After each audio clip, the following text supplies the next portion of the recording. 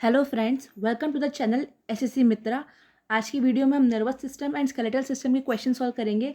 तो वीडियो को स्टार्ट करने से पहले आप चैनल को सब्सक्राइब कर दीजिए और बेल आइकन को प्रेस कर दीजिए, जिससे हमारी कोई भी नई वीडियो आपसे मिस नहीं होगी। तो स्टार्ट करते हैं आज का first question. Which one of the following is a degenerated disorder of the brain and one of the severe condition that cause dementia, a progressive decline of the mental function resulting in memory loss and confusion? ऐसा कौन सा degenerated disorder है brain का जिससे ऐसी severe conditions हो जाती है बॉडी में, जिसमें मेमोरी लॉस, कन्फ्यूजन, इस तरह की प्रॉब्लम फेस करनी पड़ती है एक पर्सन को? तो ऐसे डिसऑर्डर का नाम है एल्जाइमर डिजीज़। एल्जाइमर डिजीज़ में क्या होता है, न्यूरॉन्स इंजर्ड होकर मर जाते हैं ब्रेन में, जिससे न्यूरॉन्स के बीच में जो कनेक्शन होता है वो टूटने लगता है और ब्रेन के कुछ हिस्से सिकुड़ने लगते हैं, जिसके कारण मेमोरी लॉस, कन्फ्यूजन, ऐसी प्रॉब्लम्स फेस करनी पड़ती है एक पर्सन को। शाइजोफ्रीनिया एक ऐसी डिजीज़ है जिसमें इंसान की सोचने समझने की क्षमता ख़त्म हो जाती है। एमनीजिया जो है ये भी एक ब्रेन में इंजरी के कारण या फिर लंबे समय से अगर कोई इंसान बीमार चल रहा है या फिर किसी दवाई के साइड इफ़ेक्ट की वजह से ये प्रॉब्लम होती है एमनीसिया, जिसमें कुछ टाइम के लिए चीज़ें याद नहीं आती या याद नहीं रहती है। जैसे पुराना कोई इंस्टेंस या पुराना कोई इवेंट आपको उस टाइम किसी टाइम के लिए याद नहीं रहता कुछ समय के लिए। कंफ्यूजन ऐसी डिजीज़ है, एक ट्रॉमा टाइप की डिजीज़ है जो कि ब्रेन के फंक्शंस को अफेक्ट करती है, जिसमें हेडेक रहता है, बॉडी में कंसंट्रेट करने की पावर ख़त्म हो जाती है, बॉडी बैलेंसिंग, कोऑर्डिनेशंस, इन सब में प्रॉब्लम आती है कंफ्यूजन की वजह से। The dash in the human body controls every activity that you perform. Human body का ऐसा कौन सा पार्ट, ऐसा कौन सा सिस्टम है जो कि हर एक्टिविटी के बॉडी की हर एक्टिविटी को कंट्रोल करता है जो हम करते हैं डेली लाइफ में? इसका आंसर है nervous system. Nervous system body की हर एक्टिविटी को कंट्रोल करता है। रेस्पिरेटरी सिस्टम जो है ये controls inhalation and exhalation of oxygen and carbon dioxide. Inhalation of oxygen, oxygen को अंदर लेने और कार्बन डाइऑक्साइड बाहर छोड़ने के लिए रेस्पिरेटरी सिस्टम रिस्पॉन्सिबल है, इसमें हेल्प करता है for breathing rate controlation. Digestive system जो है ये रिस्पॉन्सिबल होता है फूड डाइजेशन के लिए, फूड इनटेक के लिए, और फूड से जो हमें न्यूट्रिशन मिल रहा है वो बॉडी में एब्जॉर्ब करवाने के लिए डाइजेस्टिव सिस्टम रिस्पॉन्सिबल है। रिप्रोडक्टिव सिस्टम जो है ये रिस्पॉन्सिबल होता है गैमेट्स बनाने के लिए, developing of springs and embryo, मतलब नए जनरेशन को बढ़ाने के लिए, नई जनरेशन को नर्चर करने के लिए, एम्ब्रियो की ग्रोथ के लिए और हार्मोन्स प्रोड्यूस करने के लिए रिप्रोडक्टिव सिस्टम रिस्पॉन्सिबल होता है। The hypothalamus, a small region of the dash, plays a crucial role in many important functions of the human body.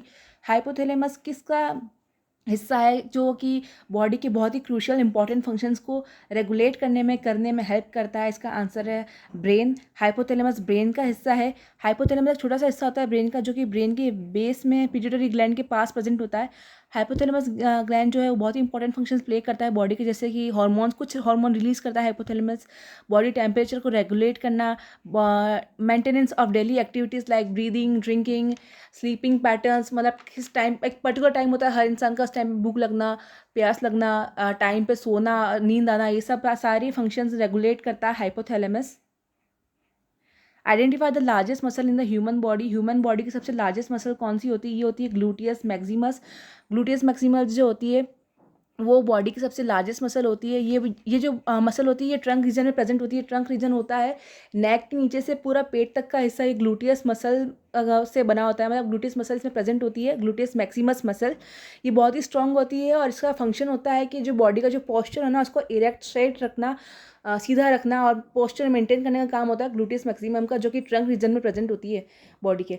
Sartorius muscle भी बहुत इंपॉर्टेंट है, बहुत बार एग्जाम में पूछा जाता है इसके बारे में भी। सार्टोरियस मसल जो होती है ये सबसे लंबी मसल होती है बॉडी की। ये हिप्स से लेकर नी जॉइंट तक प्रेजेंट होती है, और सार्टोरियस मसल सबसे लॉन्गेस्ट और ग्लूटियस मसल सबसे लार्जेस्ट। बड़ी और लंबी मसल होती है सार्टोरियस, और लार्जेस्ट सबसे बड़ी मसल होती है ग्लूटियस मैक्सिमस।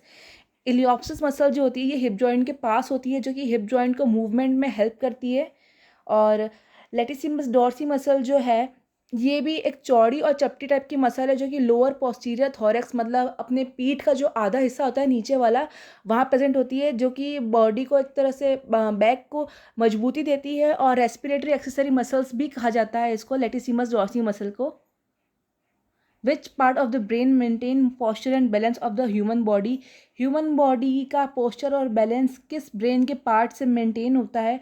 इसका आंसर है सेरिबैलम। सेरिबैलम जो है ये हेड के बैक में लोकेटेड होती है, जो कि हेल्प करती है वॉलंटरी मसल्स कॉन्ट्रैक्शन में, पोस्चर मेंटेनेंस में, मूवमेंट में, बैलेंस में, एक तरह से पूरी बॉडी का इक्विलिब्रियम मेंटेन करती है सेरिबेलम, जो कि ब्रेन का पार्ट है।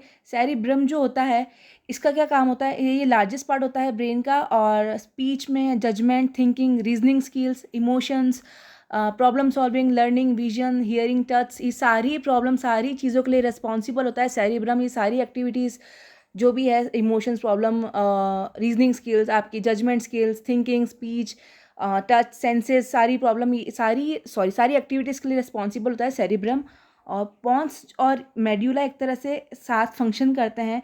साथ फंक्शन किस में करते हैं, ये करते हैं रेस्पिरेटरी रिदम और ब्रीदिंग जनरेट करने के लिए पॉन्स एंड मेड्यूला साथ में फंक्शन करते हैं। बाकी पॉन्स जो है वो क्रेनियल नर्व्स के फंक्शन को भी रेगुलेट करता है अलग से, और मेड्यूला जो है ये एसेंशियल रोल प्ले करता है स्पाइनल कोड और ब्रेन के लिए मैसेज पहुंचाने का, मतलब स्पाइनल कोड और ब्रेन का आपस में मैसेज पहुंचाने का काम करता है मेड्यूला।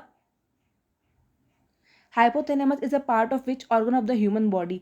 हाइपोथैलेमस कौन से बॉडी ऑर्गन, बॉडी पार्ट का कौन सा ऑर्गन है, बॉडी पार्ट का कौन से ऑर्गन में लोकेटेड है हाइपोथैलेमस? इसका आंसर है ब्रेन।